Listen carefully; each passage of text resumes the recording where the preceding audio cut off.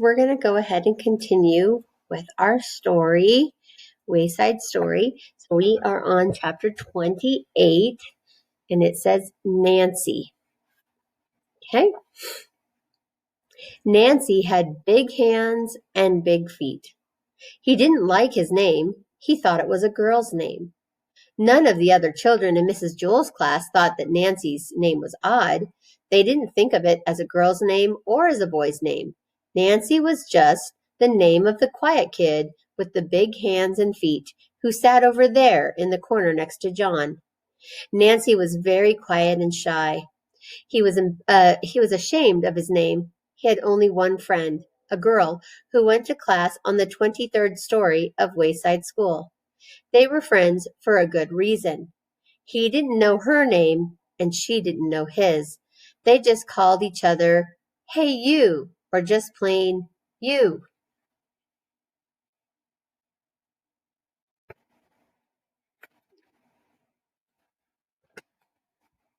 Nancy was afraid to ask his friend what her name was.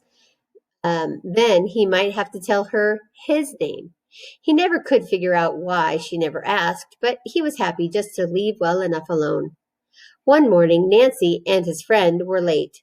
When they got to the 23rd story, his friend's teacher was waiting outside.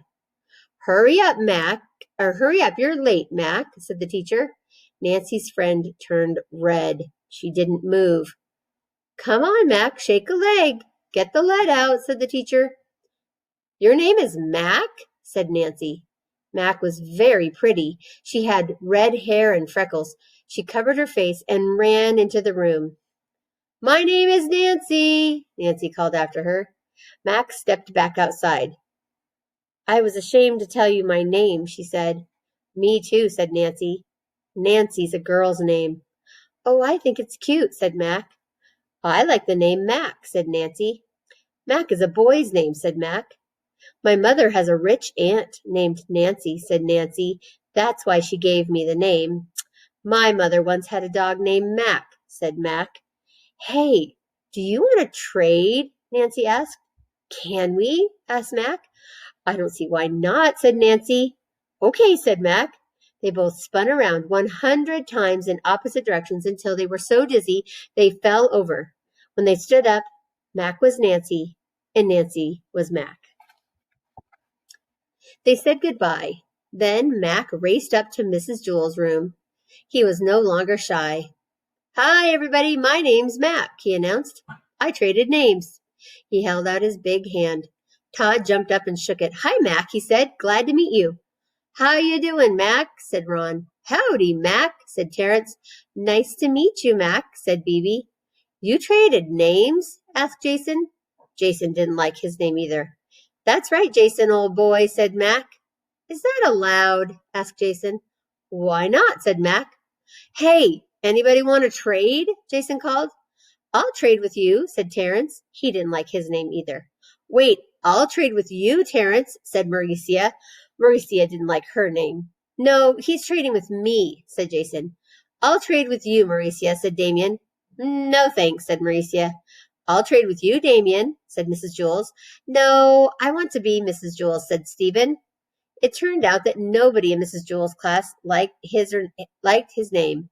The children all spun around in different directions until they got so dizzy they fell over, and when they stood up again, nobody knew who anybody was. "What are we going to do, Mrs. Jules?" asked Leslie, who was really Eric Bacon. "My name is not Mrs. Jules, it's Mauricia," answered Terrence, who was really Jason. Oh my goodness. "It is not I, Mauricia," said Dee Dee, who was really Joe.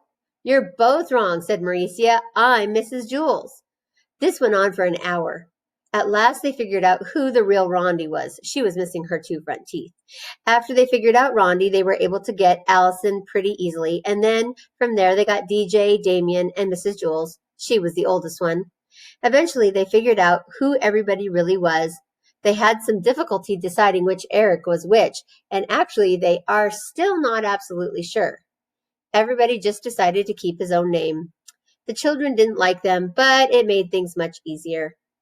Mac and Nancy kept their new names, but when they were together, they still called each other Hey You or just plain You. Chapter 29, Stephen. Stephen had green hair. He had purple ears and a blue face. He wore his sister's pink dancing shoes and green leotards. The leotards matched his hair. He was all dressed up as a goblin for Mrs. Jules' Halloween party. But, unfortunately, it wasn't Halloween. Ha ha ha, you sure look stupid, said Jason. Jason was Stephen's best friend. So do you, said Stephen. Boy, are you dumb, said Jenny. Halloween is on Sunday. Today is only Friday. You're the one who's dumb, said Stephen. Ha ha, you'd probably come to school on Sunday. Mrs. Jules said we'd have the party today. But none of the other children wore costumes, only Stephen. All right, class, said Mrs. Jules. It is time for our Halloween party. See, said Stephen. Mrs. Jules gave each child a cookie that looked like an orange witch with a black hat. She laughed when she saw Stephen and forgot to give him one. Stephen didn't ask for it. He was afraid that she'd laugh again. The children finished their cookies in less than 30 seconds. All right, class, said Mrs. Jules. The party's over. We have a lot of work to do. Stephen felt like a fool. The party lasted less than a minute, and he had to spend the rest of the day wearing his stupid goblin suit. Look, Stephen's wearing his sister's leotards, laughed Dana. They're green, just like his hair, said Fatso. Everybody laughed. Mrs. Jules began the arithmetic lesson. She wrote on the blackboard, 2 plus 2 equals 5. That's wrong, Joy shouted. Mrs. Jules tried again. 2 plus 2 equals 3. That wasn't right either. She added 2 and 2 again and got 43. It was useless. No matter how hard she tried, she could not get 2 plus 2 to equal 4. I don't understand it, she said. They've always equaled 4 before. Suddenly she screamed. The chalk turned into a squiggling worm. She dropped it on her foot. Then all the lights went out and the blackboard lit up like a movie screen. A woman appeared on the screen. She had a long tongue and pointed ears. She stepped off the screen and into the classroom. It was the ghost of Mrs. Gorf. Remember Mrs. Gorf who turned everyone into apples? Mrs. Gorf ran her fingernails across the blackboard. Trick or treat, you rotten kids, she said. Now I'll get even with every last one of you. Where's Todd? Who is that? Asked Mrs. Jules. Mrs. Gorf, said Damien. Who is Mrs. Gorf? Asked Mrs. Jules. She was the meanest teacher we ever had, said Rondi. What happened to her? Asked Mrs. Jules. Louis ate her, said Jason. Well, I'm not going to allow this, said Mrs. Jules. Get out of my classroom, she demanded.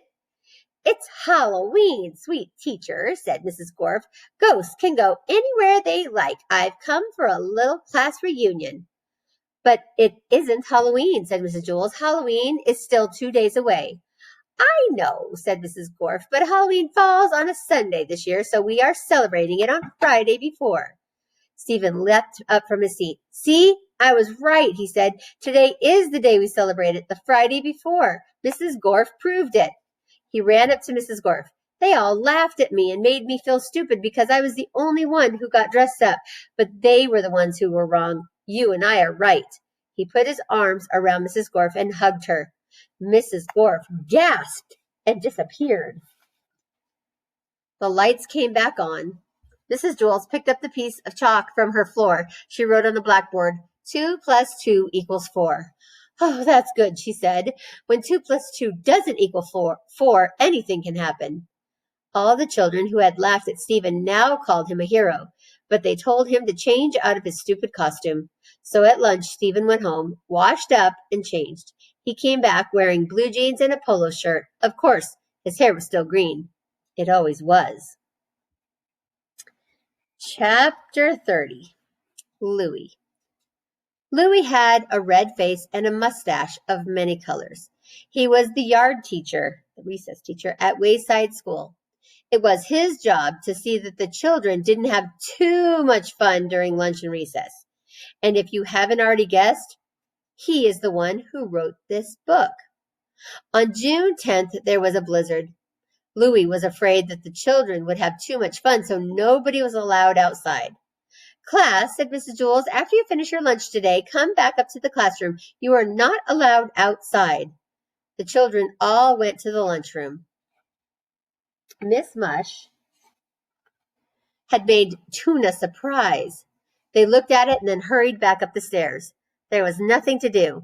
Now, class, said Mrs. Jules, I know that you are all bored, but I have a special surprise for you. I hope it's better than that tuna surprise, said Mauricia. Mrs. Jules continued, Louis is going to come up and entertain us. He will tell us a story. Now I want you all to be on your best behavior. When Louis walked in, all the children booed. Are you going to tell us a story? Asked Bibi. Yes, said Louis. Well, it better be a good one, Bibi warned. It better be better than the tuna surprise, said Butterfingers. I thought the tuna surprise was good, said Louis. You'd eat dirt if they put enough ketchup on it, said Mac. Hey, everybody, be quiet, said Todd. Let him tell the story. Not too loud, Louis, said Sherry. I'm trying to get some sleep. Louis sat in the middle of the room, and all the children gathered around. Louis began his story. This is a story about a school, very much like this one. But before we get started, there is something you ought to know so that you don't get confused. In this school, every classroom is on the same story. That's like our school. Which one? The 18th? Asked Jenny. No, said Louis. They are all on the ground. The school is only one story high. Not much of a school, laughed Damien. Louis continued, Now you might think the children there are strange and silly. That is probably true. However, when I told them stories about you, they thought that you were strange and silly. Us? The children answered. How are we strange? I'm normal, said Stephen. Aren't I? As normal as I am, Joe assured him. The children at the school must be crazy, said Leslie. Real Lulus, Mauricia agreed. Tell us about them, Louis, Bibi demanded. For one thing, Louis said, none of these children has ever been turned into an apple. That's silly, said Dee Dee. Everybody's been turned into an apple. It's part of growing up. Louis continued, Dead rats don't walk into the classroom wearing raincoats. What do they wear, tuxedos? Asked Todd. And girls never try to sell their toes, Louis added. Well, no wonder, said Leslie, at today's prices. Louis continued, They don't trade names or read upside down. They can't turn mosquito bites into numbers.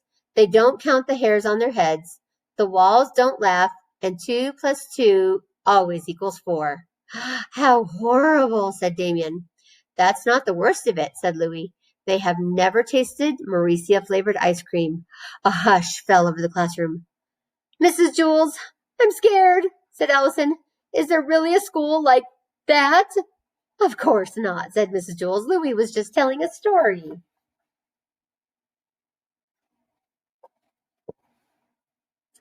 It was a good story, said Leslie. I thought it was stupid, said Kathy.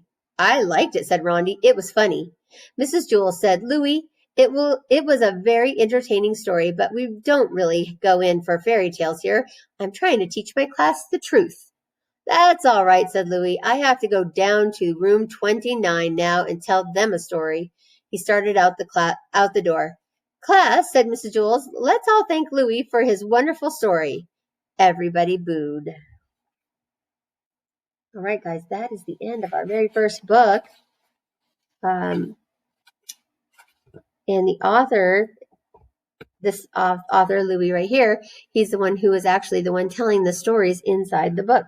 So there's 30 floors of the school, 30 stories, and so there were 30 stories inside this book. All right, I hope you guys enjoyed that. I'm going to show you something special about that tomorrow. So be looking for that. Click over here. And make sure that you've visited our morning message. Just in case you haven't been there, that's where you need to make sure you check because that's where everything's going to be explained for today. All right, guys, I hope you enjoyed reading this story, Sideways Stories from Wayside School. There are other books from the Wayside School, and also hopefully you're already into reading books on Mayan and Epic as well. All right, guys, thank you so much for your time and for listening. to me read the story Sideways Stories from Wayside School.